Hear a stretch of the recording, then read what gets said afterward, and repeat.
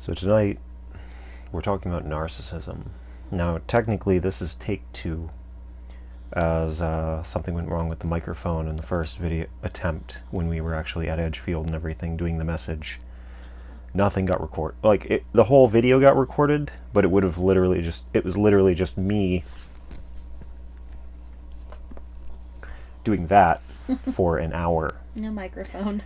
Because the microphone didn't pick up a single ounce of sound. So, round 2, about narcissism.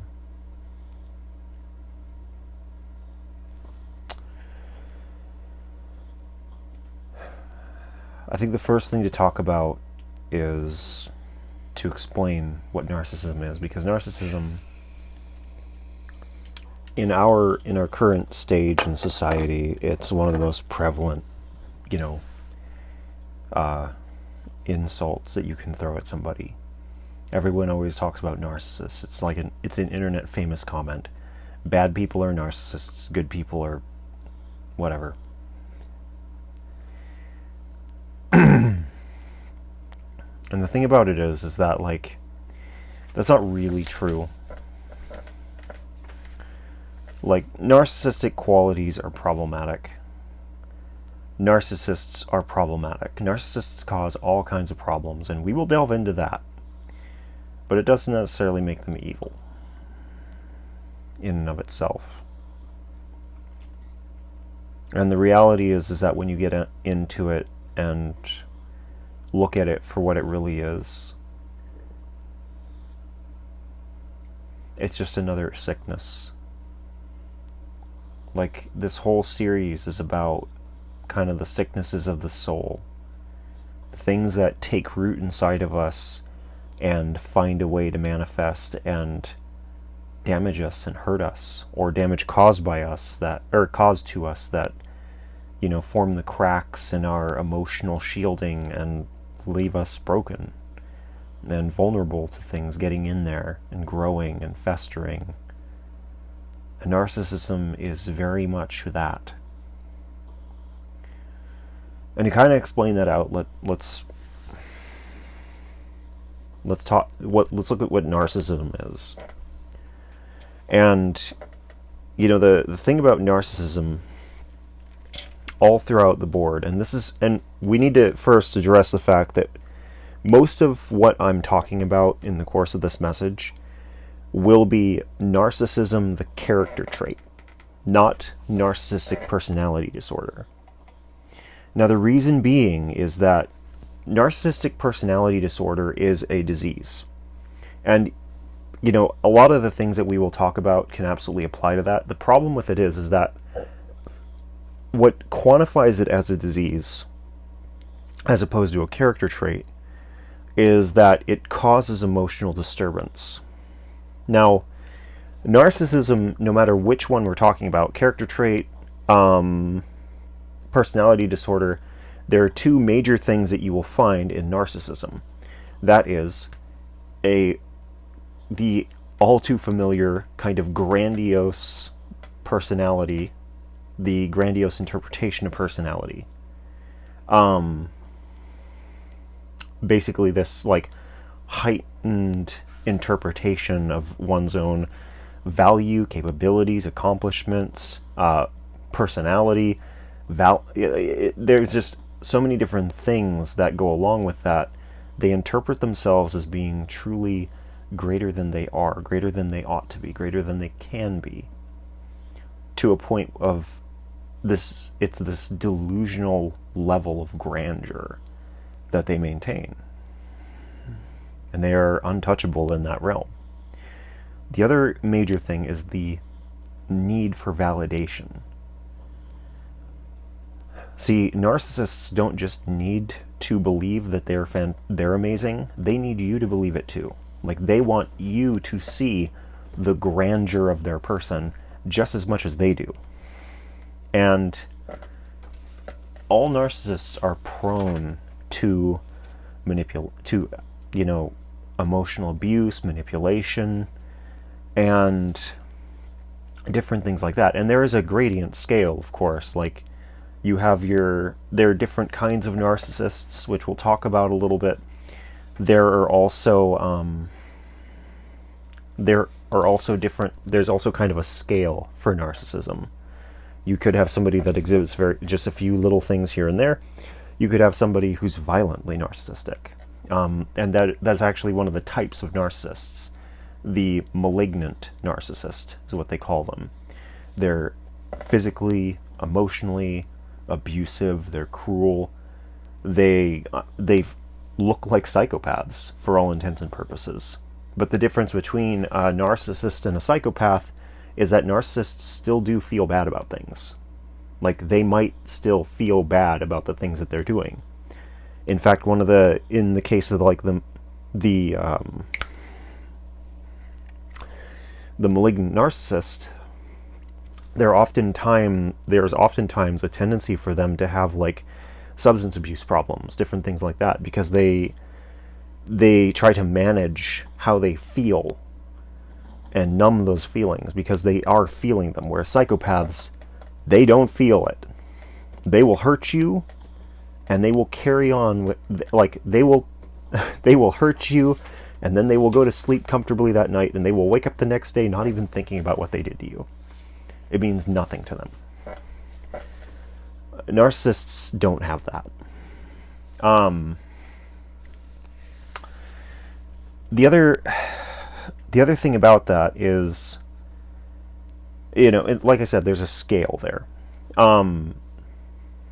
The other big thing with narcissism is that they don't, or within that need for validation, that's one of the major things. Like, they need everybody to see their value.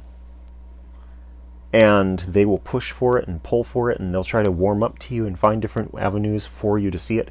But that's one of the most important things. They need outward validation because there is a deep level of insecurity that all of them carry. Now, this is especially true with people who have narcissistic personality disorder. That need for validation is just dramatically heightened. In fact, it gets to a point where it makes them uncomfortable.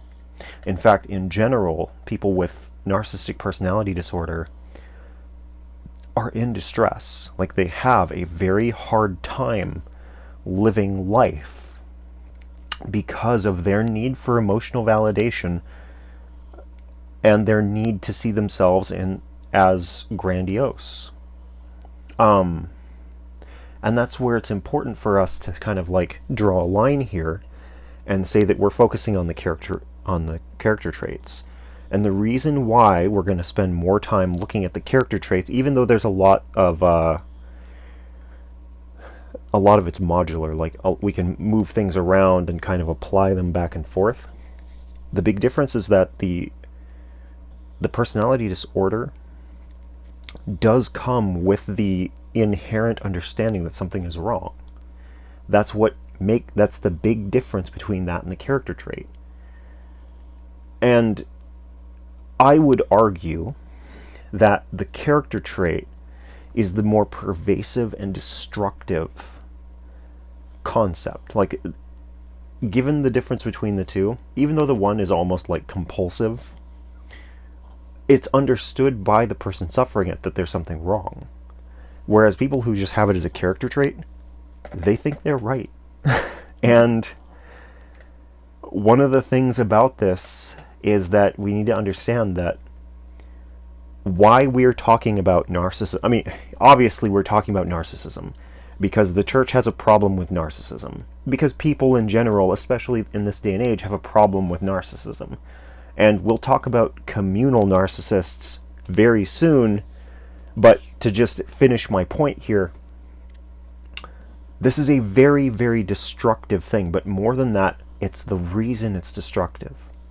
See, narcissism and pride go hand in hand.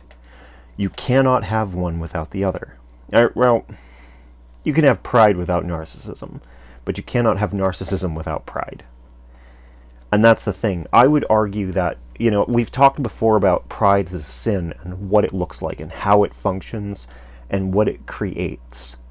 and how those who find themselves falling into the sin of pride and being enveloped in it, they get into these places and mindsets where they can't be wrong. Like, they just adjust everything, they change everything to make themselves right, to make themselves continue to believe that they're okay, or that they're right, or that they're still good at this, or whatever. You know, they'll like manifest their own Dunning-Kruger effects in order to stay where they are. They'll manifest narcissism in order to stay where they're at. And that's the thing about narcissism, is that it does all those same things. Like, people who have narcissistic character traits or even personality disorder, that grandiosity, that perspective of grandiosity that they see themselves with, that doesn't go away. Okay, that just because something goes wrong, they find a way to shift responsibility to somebody else other than them for why it went wrong. If they have a bad day at work, it's because of their coworkers. If they screw up a job that their boss gives them, it's because the boss didn't give them a good enough description of how to do it. Or it's because the other people helping them weren't doing their jobs. And they'll sit there and tell you about how if it was them by themselves, they would have done it all within an hour.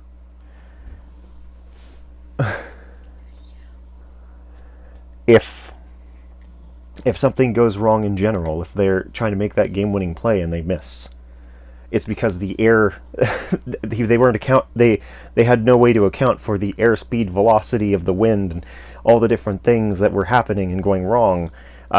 Everything, the whole world, like, came together to stop them from making it, when if it had been going right, they would have, and it would have been perfect, because they're perfect and they're great, and they've made that shot 1,000 times. You see, they have to believe this, and they will fight for it. Everything is everyone's fault. That relationship that fell apart because they couldn't get over themselves, and they were constantly needing validation from their partner, and because they needed that validation, their partner felt suffocated.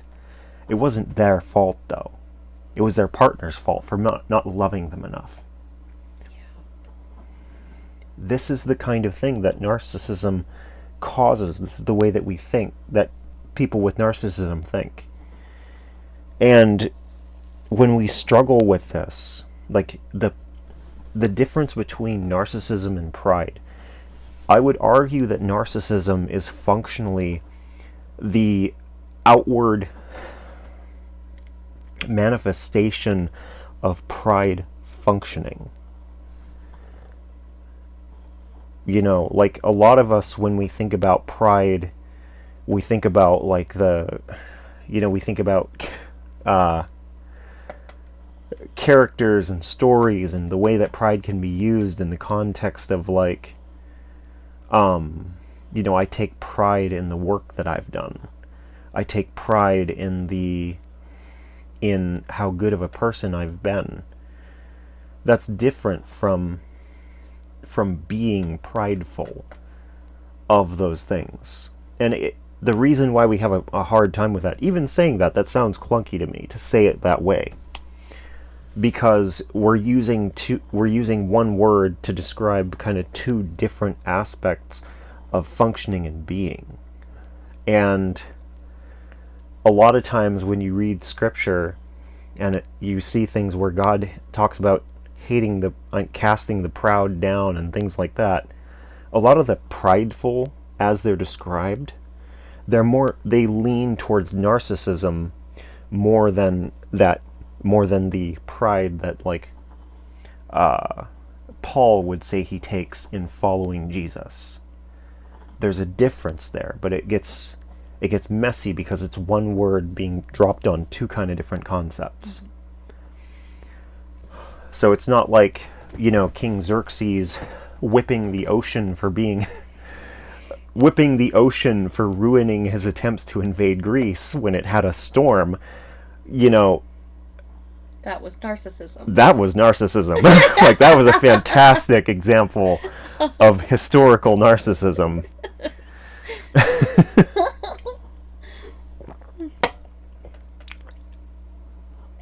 yeah, I mean, I'm not going to belabor that point any further. To move on, that's the thing, is like pride and narcissism, they're married to each other.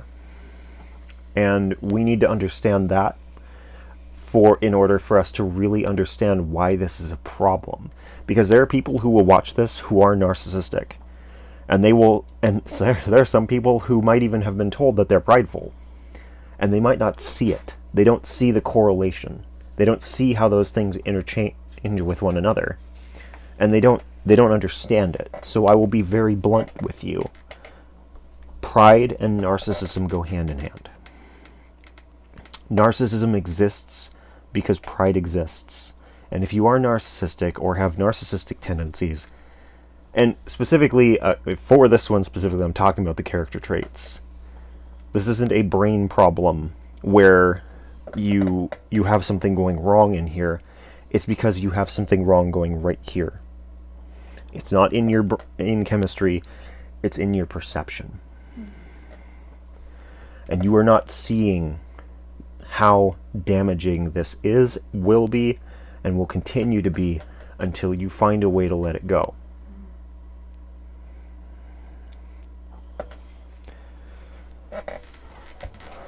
Now, to kind of get into like some of the different forms of narcissists, I already mentioned the malignant narcissist, and we all recognize kind of your standard run-of-the-mill narcissist. The grandiosity, the constant need for validation. It goes hand in hand.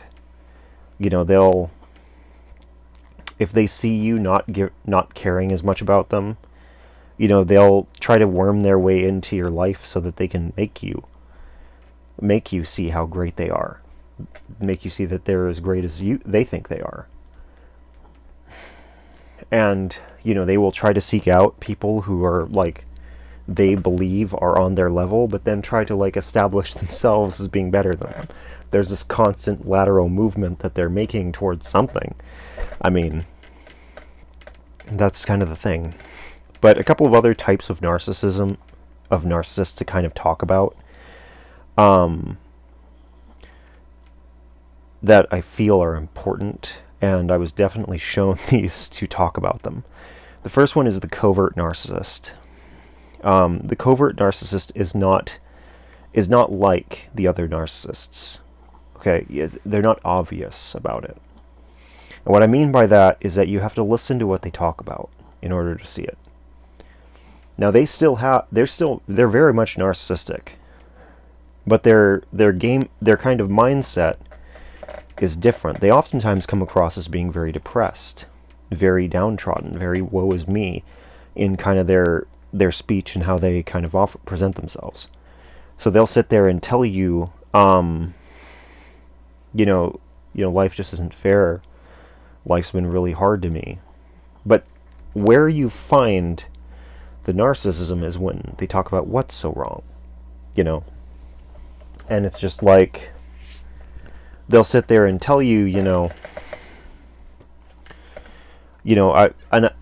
in my experience, most of the covert narcissists that I've met were artists, and they sit there and say things like, or what I've heard them say, were things like, people just didn't get my art at the time. I was just way ahead of the game.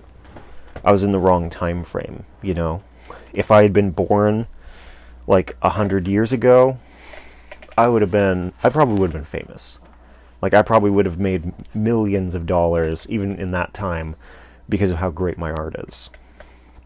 Or in alternative cases, yeah, I was great before anybody, like, I was doing this stuff before anybody else knew it. If I'd been doing art now, I would have been so great. Like, people would have just loved it, but I was way ahead of my time. Like, I was doing this stuff, showing this stuff, and people were just not buying into it, not getting it. But now people would get it. But, that's the way it is. See, they still have that same kind of mentality of their own grandiosity, their own greatness. But the only difference between them and the other narcissists is that they've taken a standpoint of, I didn't get where I deserve to go because of everyone else failed to appreciate me when I was at my peak. Now, a lot of the time they're older. They're not always, though. Like, I've met people who were in their like mid-20s talking about their photography, who, talked about it that way.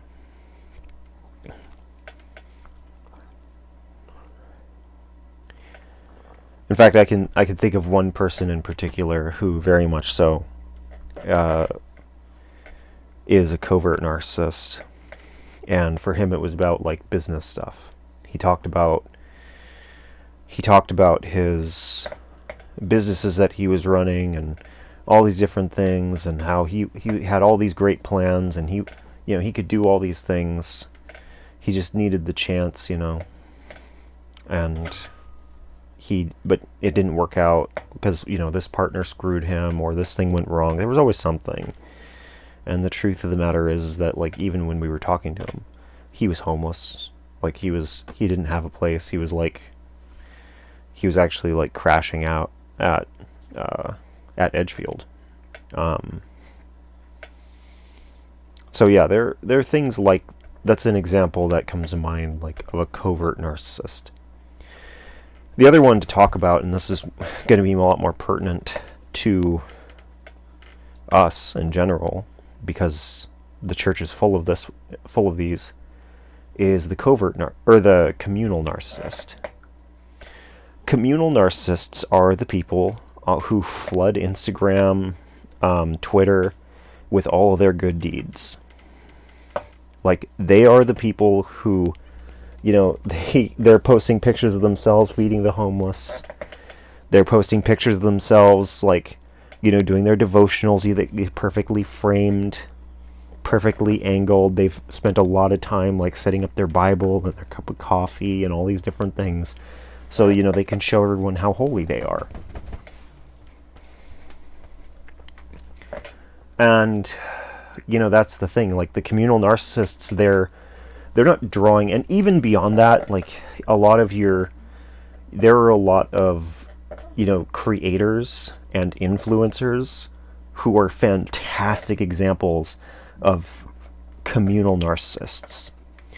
If you want to find some, go through some of the most popular YouTube channels, Instagram, bios, Twitter, throw a rock. If it bounces, you'll hit 2. Okay? I mean, the reality is that they're all over the place. And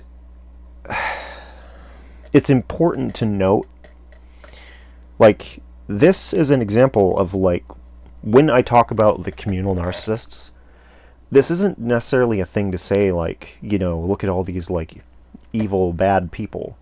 You need to understand that narcissism is something that's completely possible to slip into, because our world is engineered in such a way that it favors narcissism. Like, it fosters, caters to, and builds up narcissism.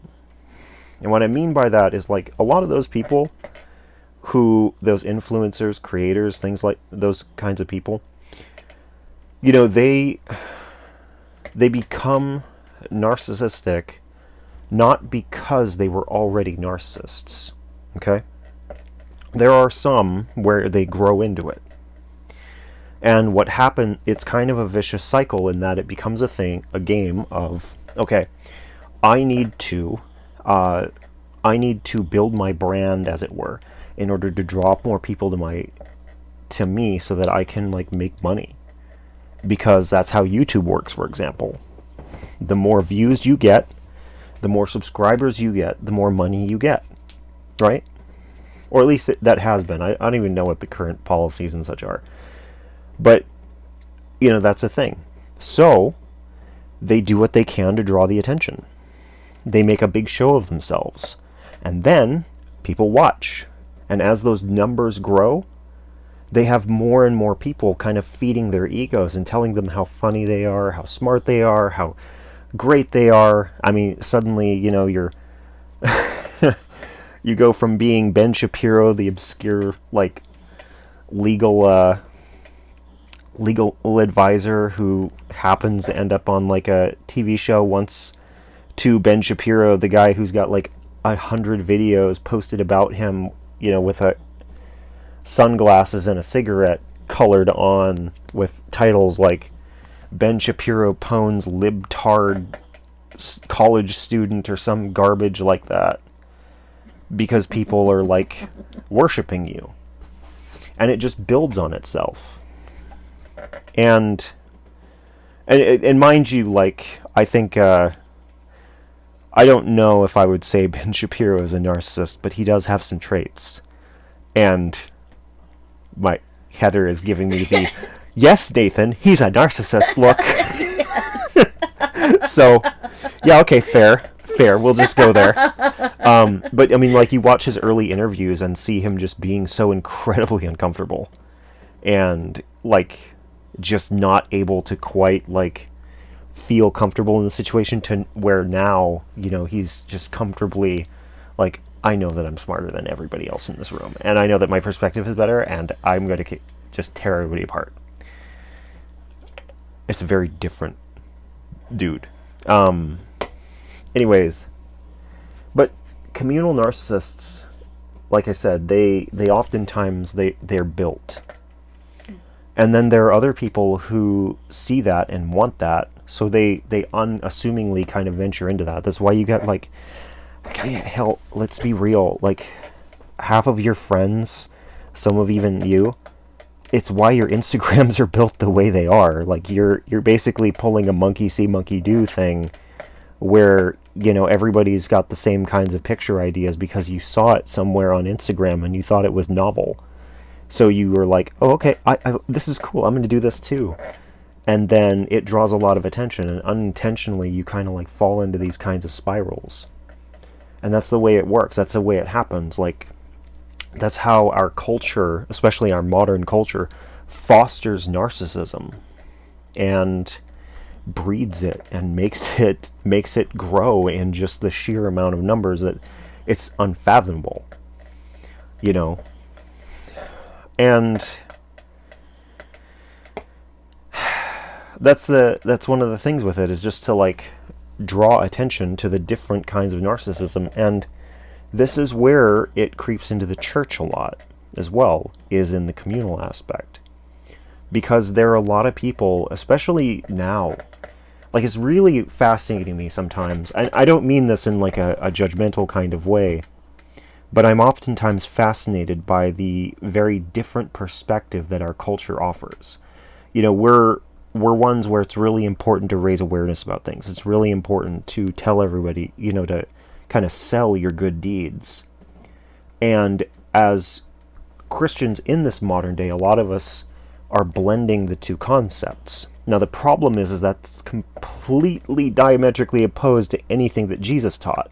Wow. Like, you need to understand that just real quick. Jesus says, do your good deeds in such a way that your left hand doesn't even know what your right hand is doing. Yeah. Okay? That means that if you are feeding the homeless, that's not something you post to your Instagram or your Facebook or whatever. It's not something you raise awareness about. No, it's not something you raise awareness about. And even the whole like raising awareness thing, like, I get it, trust me, I get it. But at the same time, when you toot yourself to everyone as that's what you're doing, like, especially when you like change in your bio and say that you're an activist or something like that, raising awareness doesn't make you an activist. I've worked as an activist before, like going around door to door, like raising awareness, getting funding for different organizations and things like that. What you are doing is not actually activism, okay? What you are doing is the lowest form of it. It used to be a frustration for people in that job title, because a lot of people were content to only do that part of it. And what I mean by that is, like, we would go door to door, we'd canvass people, and we would ask them, to share or to help fund our organization, and usually they would say no, and we'd offer them the alternative of helping us with a letter writing campaign and getting signatures in order to like challenge certain things that were being done to the Gifford Pinchot forest in Washington. That is what they were willing to do, and none of them did it really either. They just took the little card that had what we written, and then the website that they could go to like type in their name and like apply their signature. It wasn't helpful, okay? Like, it wasn't actually helpful. It's functionally the same thing as like this is going to be a little mean, but it is what it is. It's literally the same thing as like seeing a fire and then running around and telling everyone that there's a fire, and then telling yourself that you did a good job because you told everyone there's a fire. With a bucket of water sitting next to the fire. Okay? This is kind of a problem. And a lot of us, we feed our own egos and our narcissism by saying that we're accomplishing something when we're really not. So this is all a part of it, okay? And as I said earlier, like, there's a spectrum to it. So like there are a lot of people who, and to be real, like when I think about our group, we don't have very many people who I would specifically say are narcissists, but most have some form of have some level of narcissistic traits. And so we got a lot of like low on the spectrum kind of people. And I'd say at worst we're like Medline. I mean, the thing is that like one of the key traits of narcissism is a lack of empathy. It's not gone, it's just lack. They're more focused on themselves, so they're not interested in the sufferings of other people. And even the most narcissistic person that I can think of in our group still cares about other people. Like, they maybe care about themselves more, but they still care about other people. So, when we talk about this, there's maybe a bigger part to talk about for our group, which we'll get to. But having kind of like quantified and illustrated like narcissism, this is what it is, okay?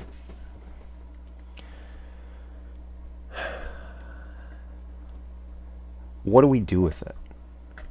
See, as I said, like, since we're focusing more on the character traits, this is something that we have to look at, okay?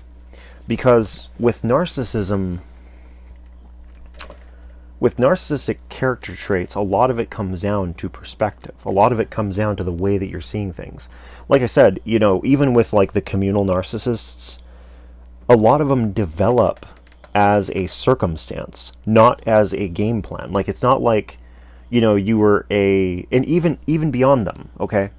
Even beyond them, a lot of like people who work in business or manage or different things like that, they will also become narcissistic. They can start off as being very, very humble, but then they become accustomed to a certain kind of lifestyle and a certain kind of mentality that they have to maintain. I mean, there was a doctor who I was watching a video by.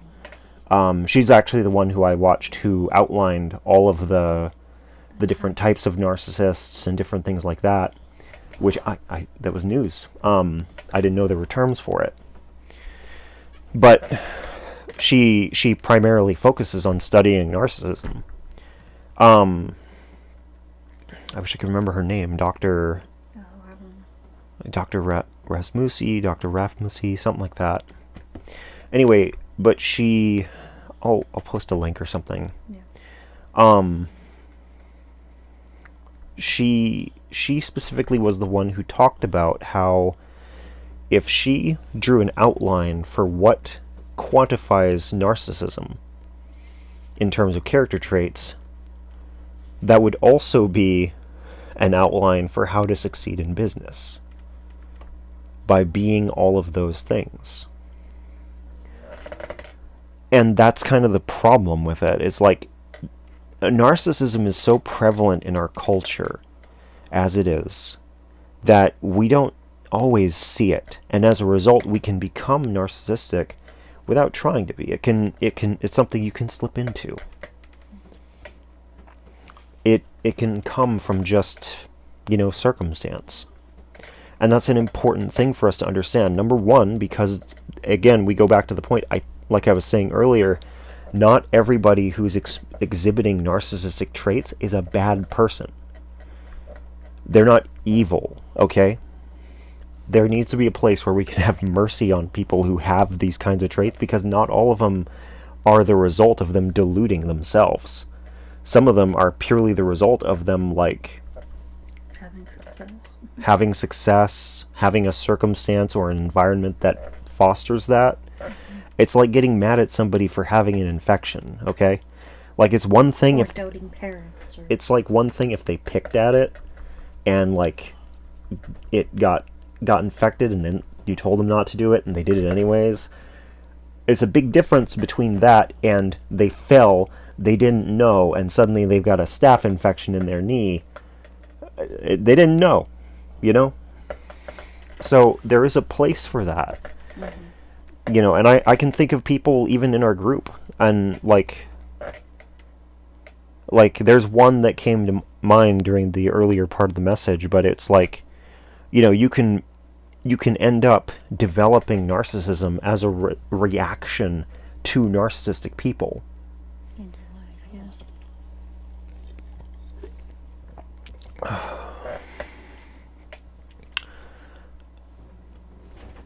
And what I mean by that is, like, if you get there are some people who surround themselves with narcissistic people, and this is important because we're going to delve into that a little bit further, because this message isn't just for narcissistic people or people who struggle with narcissistic character traits. It's also for the people who have suffered because of them. There are some of us who have a odd kind of inclination towards attaching ourselves to narcissistic people. And that actually comes directly from the damage done. Okay? And as a result, they attach themselves to narcissists. And they, whether they realize it or not, they don't usually. They just find that these people make them comfortable, so they stick around them. Mm-hmm. And it's a messed up kind of comfortable, but it is comfortable. Or at the very least, it is what they understand. So, as a result, they find themselves in positions where they're surrounded by all these people who think so immensely highly of themselves while not caring about that person. And then that person, they end up in a state where they have to think, well, I care about them. Nobody cares about me, but you know what? I care about everybody. So I am the most caring person. I have a level of empathy and care for people that supersedes other people, and I am a more caring person than most people. I'm a more caring person than everybody. Thus, we see the seeding, first the cracks, the seeding, and the growth of a beautiful, tiny narcissism tree.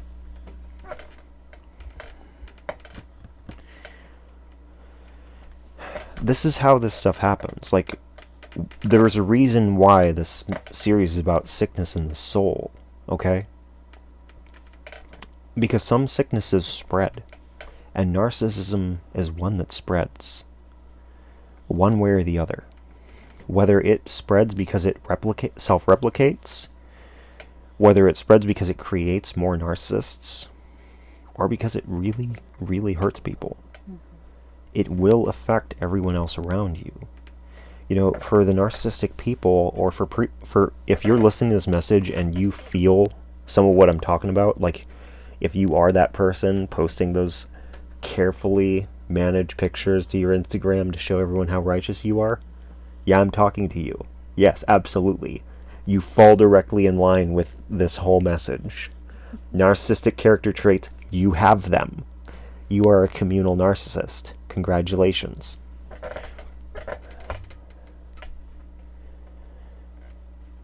The thing about it is, though, is that we have to start understanding that there is a sickness here, and that it will spread around to the people beyond you. And not just in the ways of like self-replication, sometimes it does damage.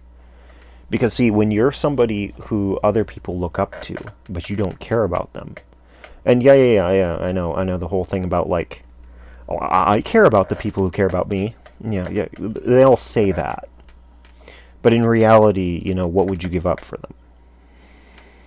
What would you actually give up for them? What have you given for them? We have to gut check ourselves a lot because it's easy to fall into these kinds of mindsets. We compartmentalize things so easily. We say that we're okay, but in reality we're not. And we use evidence to try to justify it, and that's the danger of narcissism, is that you are desperate to find the evidence to prove that to exonerate yourself, no matter how guilty you are. That's the pride part, okay? The pride narcissism, where they're like this, just intertwined. But the other thing about it is for those of us who have lived on the other side of narcissists, that is another discussion entirely. Because the truth of the matter is that if you've ever been, some of us have an inclination towards those friends, like we have an inclination towards narcissistic friends, or whatever, because some of us had narcissistic parents. We had parents who didn't care about us unless we were performing for them. You know, and whatever that looked like. It doesn't necessarily mean that you had to dance for them, but sometimes it does. What I mean is that you had to be something to them to make them care about you. You had to be a good and responsible boy in order to have your mother care about you or even notice you, to think about you beyond her job. You had to be a caring daughter because nobody was taking care of anybody, and you had to be the one to step in. So you had to be the doctor to their souls. You know, you had to take responsibility where none of them would, because narcissists do not take responsibility.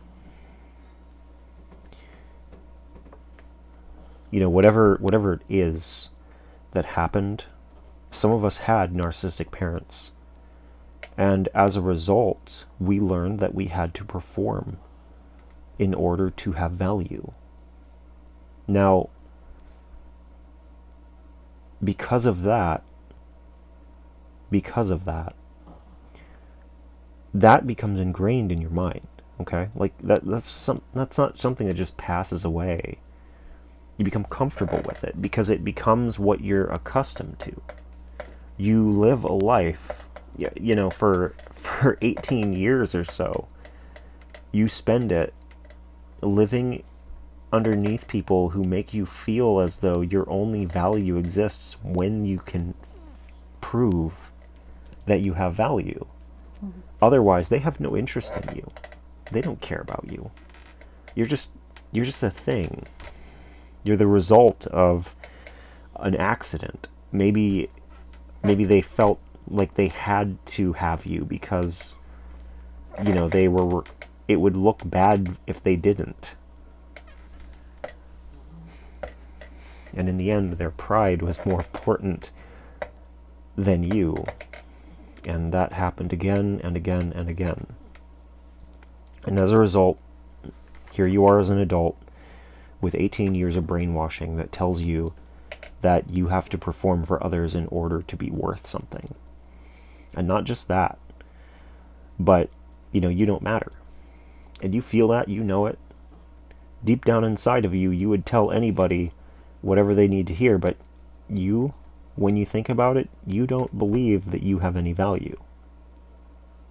Now, I'll ask the question before I carry on.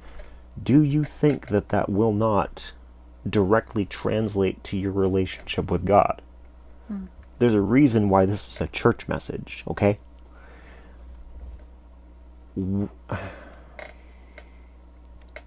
See, it doesn't stop at your parents. See, a lot of us who have that proclivity towards, like, finding,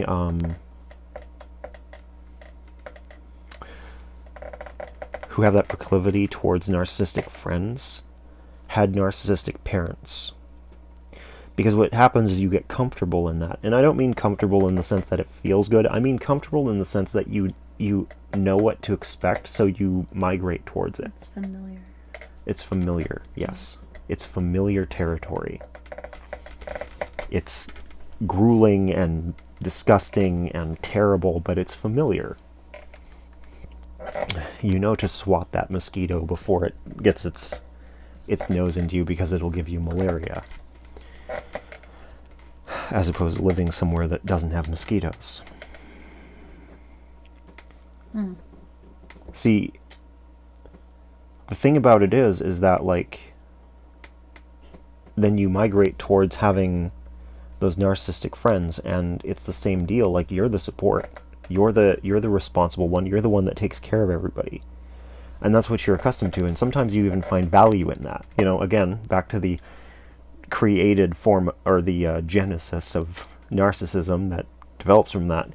But sometimes it's not even that. It's just that you feel like these people need help. And that innate compassion and empathy that you feel and they lack drives you, sometimes even compulsively, to take care of them. And as a result, you find yourself just dumping yourself out day in and day out, because narcissistic people are needy. And they need that constant validation. And the thing about it is, though, is like, you are dumping everything out for people who don't care about you. What they care about is that you make them feel good. Like, you pull from an example I gave in the message prior, take 1. Narcissists view their friends as, or treat their friends kind of like a person treats a dog. Okay? But a neglectful owner treats their dog.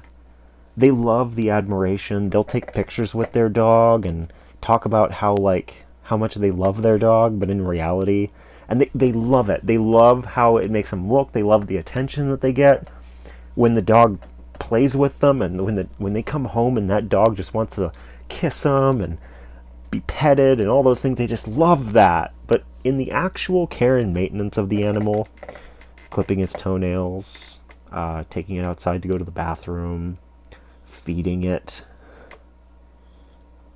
it's such a chore. They don't ever want to do it because they're more focused on what they have going on. See, when you're that supportive friend, you're the dog.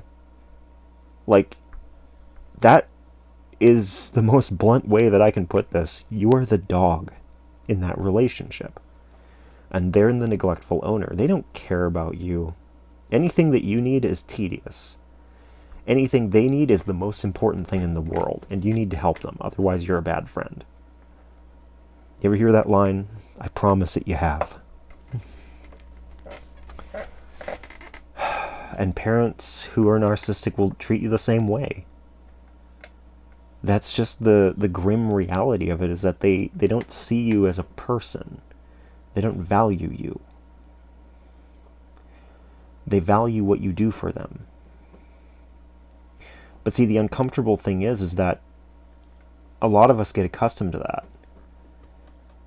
And unfortunately, the church is a fantastic place to draw that, in terms of drawing people in who have that brokenness inside. To quote scripture, love the Lord your God with all your heart, mind, and soul. Then, likewise, love your neighbor as yourself. And oftentimes the teaching goes on further. The pastor will tell you, see, you have to love God first, then the people around you, then whatever's left is yours. That's a bad teaching. Okay, I'll just straight up say that. There's stuff wrong with that. But the big thing with it, because Jesus said, and just to clarify, because a lot of you are probably triggered right now, Jesus says love your neighbor as yourself. Okay? That's not invalidating yourself for your neighbor. That's bringing them to the same level as you. Okay? You matter just like your neighbor matters. It's the same. Take care of each other. Not diminish yourself to nothing, see yourself as nothing, and elevate them equally to God.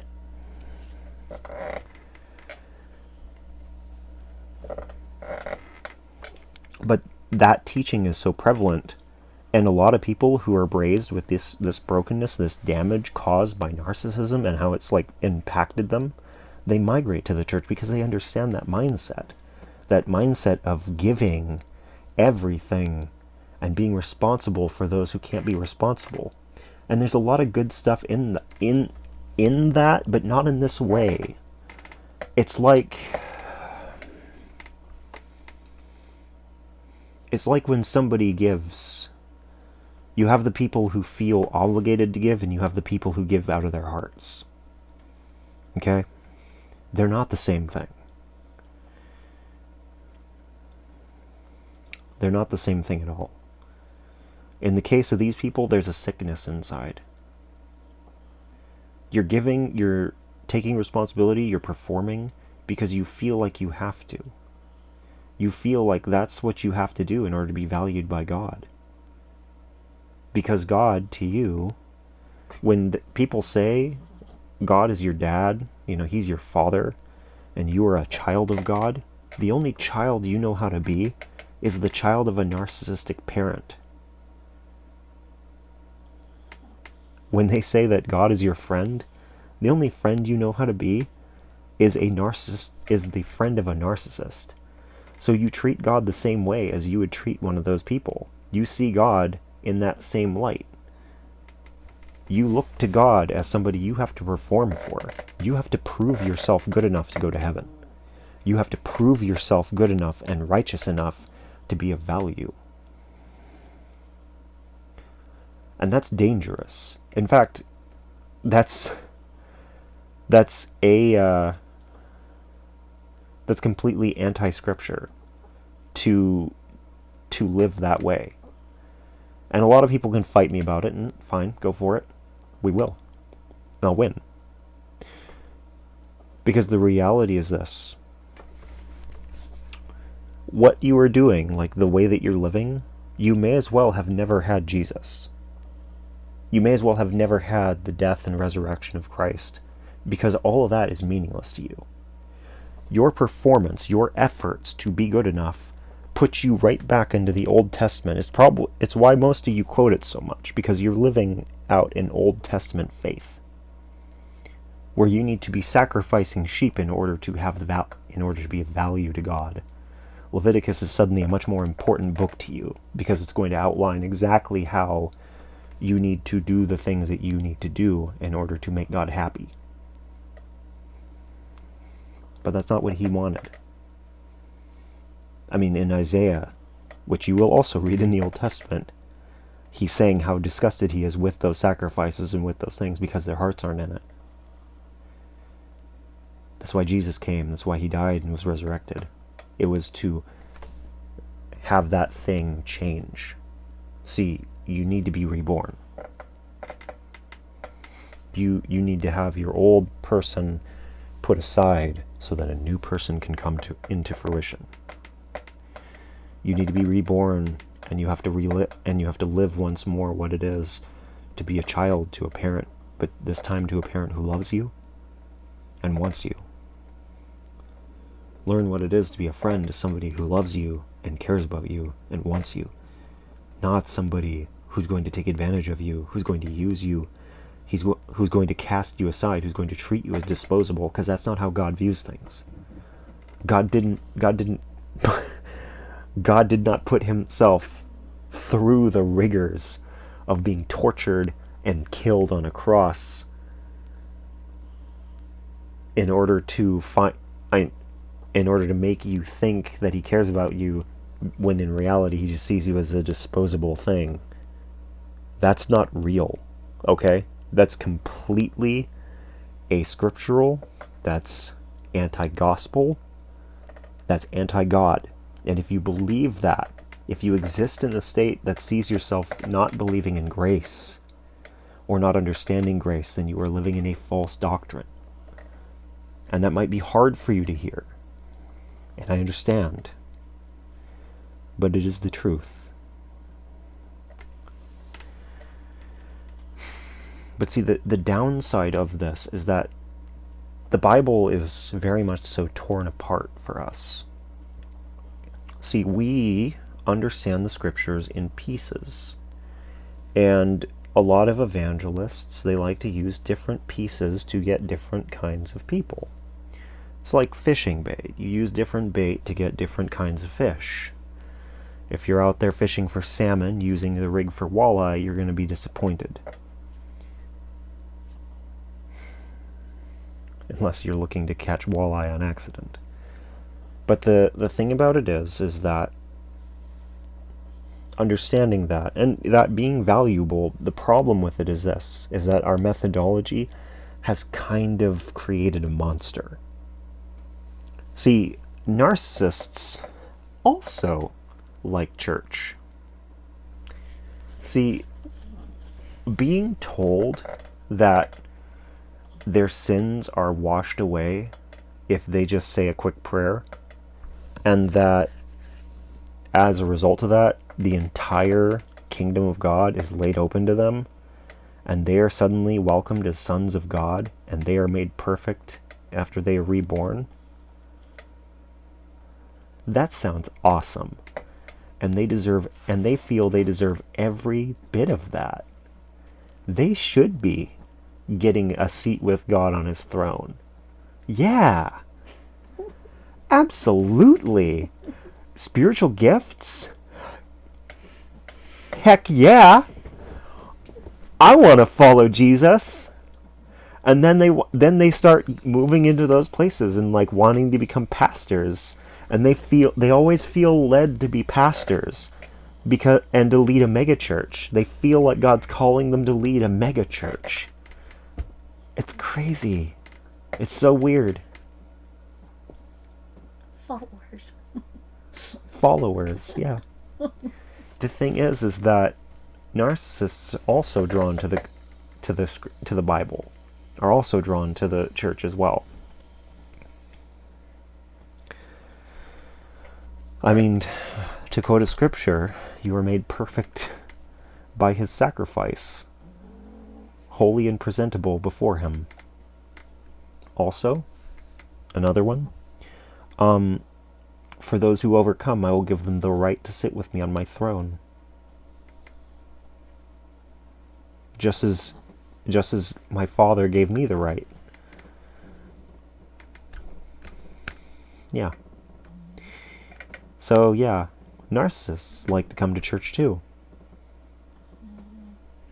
And you know what happens when you take narcissists and the victims of narcissism and you put them in a building together? They make friends. Mm-hmm. And then they continue the same cycle of use and destruction that the victims have been fleeing from.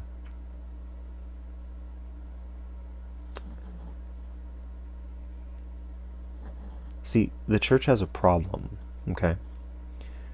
Because of our methodology, we've actually created this for ourselves. We have become a house that fosters an environment where people are taken advantage of, used, and abused. And what's more is we also cater to narcissism. Because see, again, like before, like I was talking about Christians in this modern day and age, and how a lot of them they fall into the trap of becoming communal narcissists because of our culture. the church lets a lot of narcissistic people become pastors and leaders for the same reasons, because our culture is one that values narcissism, so they see those people as successful. They see those people, they don't see the arrogance, they see confidence. And a lot of narcissists are really great at selling themselves, or at least they're very practiced at getting people to believe their own hype. And as a result, and real talk, if there's one thing the church loves, it loves hype. So as a result, you have an atmosphere that unintentionally allows and maintains this illness.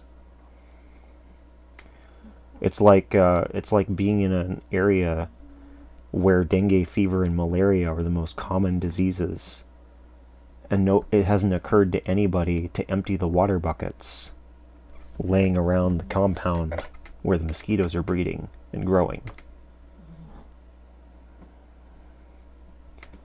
So you have lots of people getting sick and you don't know why. Because nobody has thought to remove the place where they breed. Wow. So the church has a problem. Now, as I said about the victims of narcissism, you need rebirth, and that also is true for those who have narcissism, who have narcissistic character traits. Now, it's going to be especially true for those with narcissistic personality disorder. Okay? And understand very clearly, I do believe that the only way that we really become healed is through God. However, I do not believe that God has a one-size-fits-all method. Okay? So, if you are exhibiting either side of this, what we've talked about tonight, we talked about medicine and the importance of seeking it out. So go scorched earth. Seek help. Seek counselors. Seek pastors. Seek people in the church. Seek whatever you need, whatever you can. Ask for prayer. Pray for yourself. Ask God. Ask Him to change your heart. Ask Him to renew your mind. Ask Him to be reborn. Do it all. Because whichever side you're on,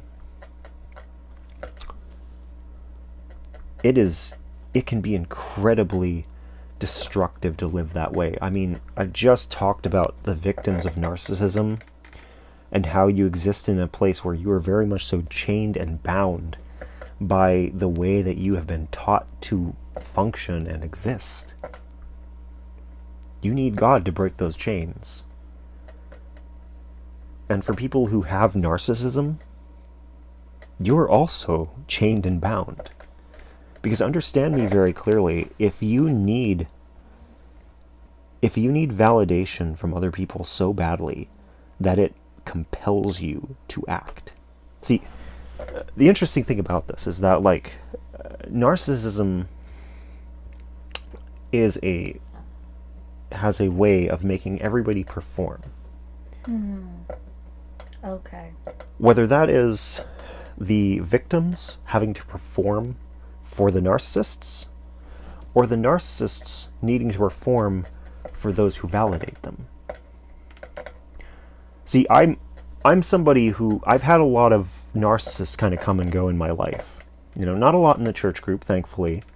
Mercifully, there have been a couple. But the interesting thing about it is how narcissists respond to somebody who is not interested in their stories. Because one thing that I find is that, God has done a lot of work on what I value. And it can be a little jarring for people at times. And narcissists that I've met have a really hard time with that. And the ones that I've met have been very desperate for my approval. So what they do, what I've seen them do, is they will throw on an absolute performance to get my attention and to get my approval. And in those instances, what they would do is they would very much so try to buddy up to me, and they would throw on a show. Like, they would perform hard to get my approval, to get me to tell them that I thought that they were really cool. Going with all the things that they thought was really cool, things that they thought made them really great, the things that made them look really smart, different things like that, whatever they could find. A good Christian. Or like a really great Christian. Oh my gosh, those people just kill me. Like, I've met more of those than anybody else, honestly. Mm-hmm. So they'll sit there and talk about the work that they've done in the church and how righteous they are, and, you know, all these crazy things, the healings, the prophecies, and all this stuff, and it's like, cool. And it just drives them crazy. Because they're just like, no, they need that validation. That makes them, they're victims, okay? See, the thing about it is that when you need validation that bad, there's a hole in you. When you need other people to tell you that you're special, to tell you that you're great, to tell you that you're amazing, to try to match your interpretation of yourself, there's a hole in you. There's a wound, there's a gaping wound where you need help. Now, it's said at times, and I don't think this is a good teaching, that, you know, you should be able to get all of your validation from God. But that's not really how he built us. There's always going to be a need for validation beyond God. There's going to be people, you're going to need community. Okay? That's what I'm saying.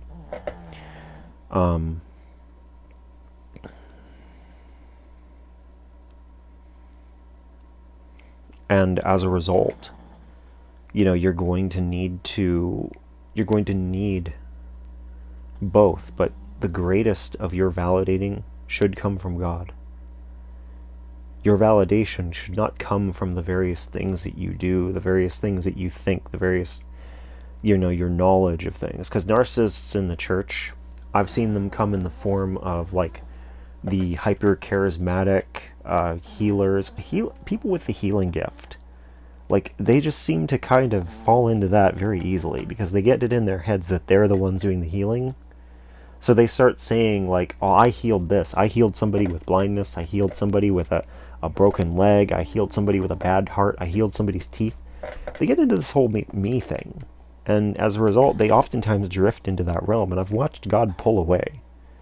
And I don't mean that God pulled away. It's just he kind of pulled that gift away bit by bit. And then I've watched them go from, you know, healing the blind to thinking that, you know, healing disproportionately sized legs was their thing, to not even being able to heal that and thinking, what's wrong with me?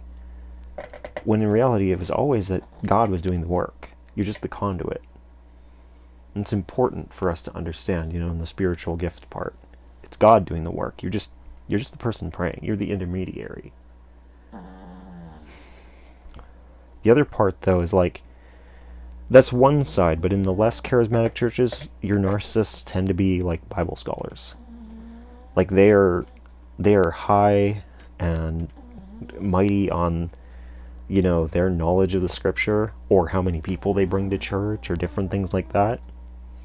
They find things, or, you know, how much work they do in the church to, like, feed people and take care of people and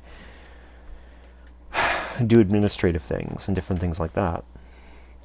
You will find plenty of people in the church with, like, narcissistic character traits who feel the need to be validated for all those things. Mm-hmm.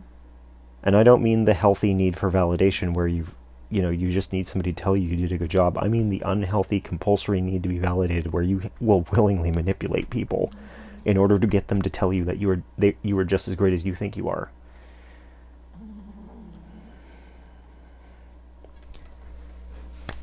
The one scripture that I will read for this message is Romans 12. And it's not that there aren't a billion. I mean, seriously, correlating pride and narcissism that gives us a lot of scriptures. There's a lot about God hating pride, okay? We could be here all night. This is an hour-long message about narcissism. It could have been an hour-long Bible reading session. But out of Romans 12, and this was the one that I was given, and reading it, it's definitely the most pertinent to the subject, specifically to addressing narcissism. Starting in verse 3, "For by the grace given me, I say to every one of you, do not think of yourself more highly than you ought, but rather think of yourself with sober judgment, in accordance with the faith God has distributed to each of you. For just as each of us has one body with many members, and these members do not all have the same function, so in Christ we, though many, form one body, and each member belongs to all the others. We have different gifts according to the grace given to each of us. If your gift is prophesying, then prophesy in accordance with your faith. If it is serving, then serve. If it is teaching, then teach. If it is to encourage, then give encouragement. If it is giving, then give generously. If it is to lead, do it diligently. If it is to show mercy, do it cheerfully. Love must be sincere. Hate what is evil, cling to what is good. Be devoted to one another in love. Honor one another above yourselves. Never be lacking in zeal, but keep your spiritual fervor serving the Lord. Be joyful in hope, patient in affliction, faithful in prayer. Share with the Lord's people who are in need. Practice hospitality. Bless those who persecute you. And do not curse. Rejoice with those who rejoice. Mourn with those who mourn. Live in harmony with one another. Do not be proud, but be willing to associate with people of low position. Do not be conceited. Do not repay anyone evil for evil. Be careful to do what is right in the eyes of everyone. If it is possible, as far as it depends on you, live at peace with everyone."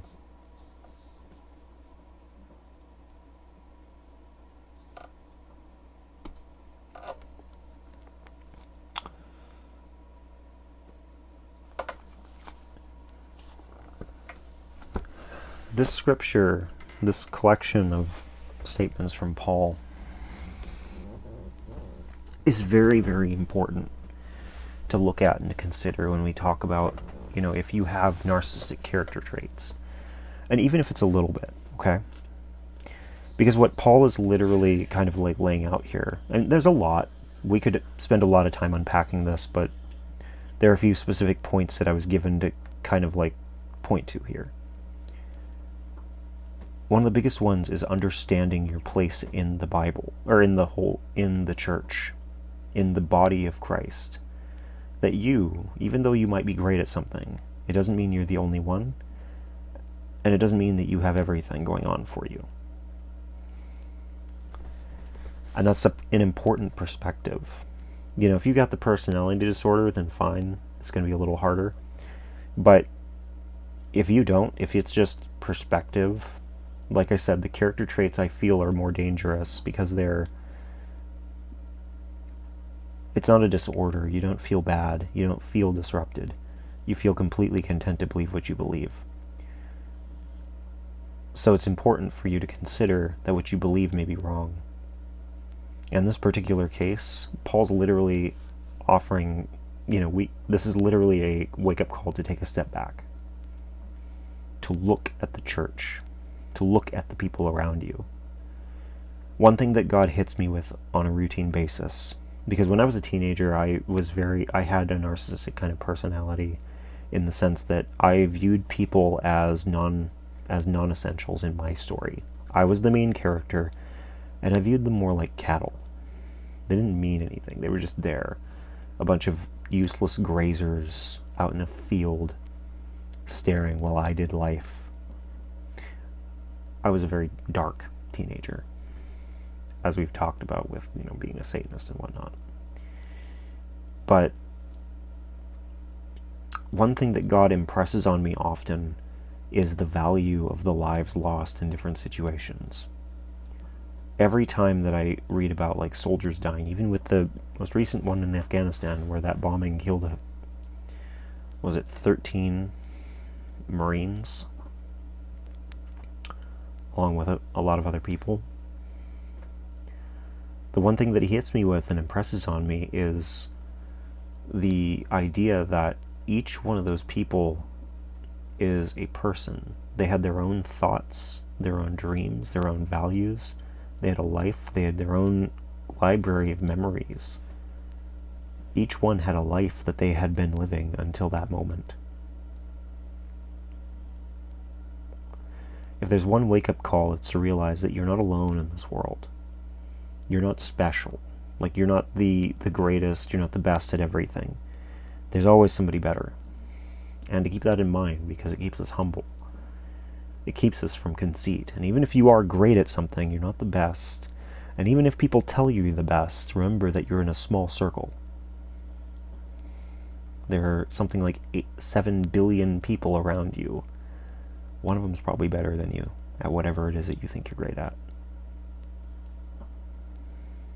There's a kind of constant game of rock, paper, scissors going on. You can be the best rock in the world, but that paper is still going to cover you, and you're going to lose. But even within that, it's just important to remember that every single person is of value, and every single person has all those things. All the same things that you have going on, all the same things that you think are great about you.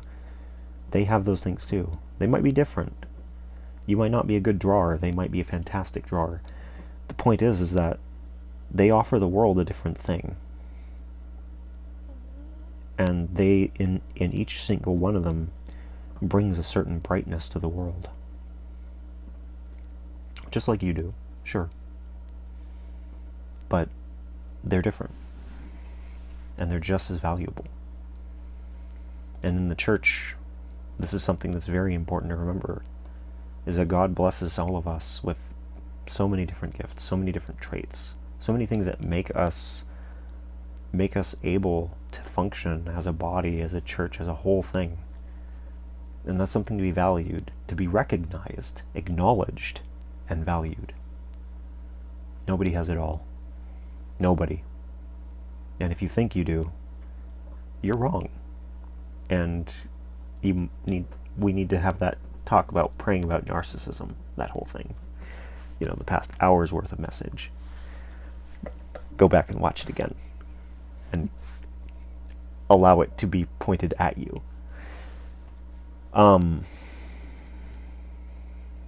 But in all of this, the other things that Paul talks about, not being conceited, thinking about ourselves with an honest perspective. Sometimes this is hard, but it's not impossible. The deeper into narcissism that you are, the harder it can be to give yourself an honest account. But understand that it's very important that you do. Even if it's hard, even if you have to see yourself as the bad guy. I've said this before in messages, but sometimes you have to accept that you are the bad guy in the story. That you are the one in the wrong. And that's okay. I don't know a lot of pastors who will sit here and say it's okay to be the bad guy, but I will tell you this now, it's okay to be the bad guy. In that context where you're looking back and realizing you were it, it's okay. That's why Jesus died for us, so that we could look at ourselves honestly and that we could be freed from who we were. If you are a person who is bound by validation from others, if you are a person who is trapped in needing to think of yourself more highly in order to function, in order to love yourself, if you have to delude yourself and others and manipulate others in order to like yourself, you have a problem. And you need healing. And Jesus is here for us, for all of us.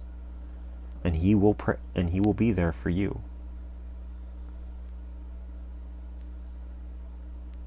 Because in the end, you are a prisoner.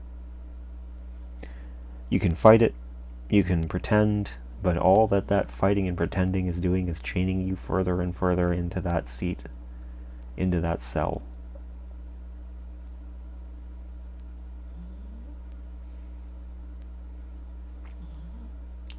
But Jesus has the keys to the door,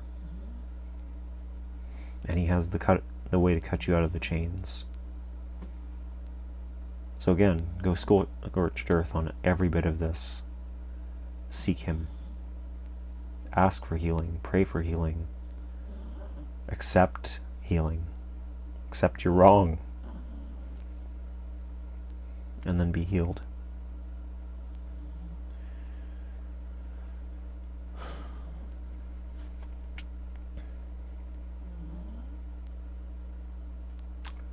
That's what I've got.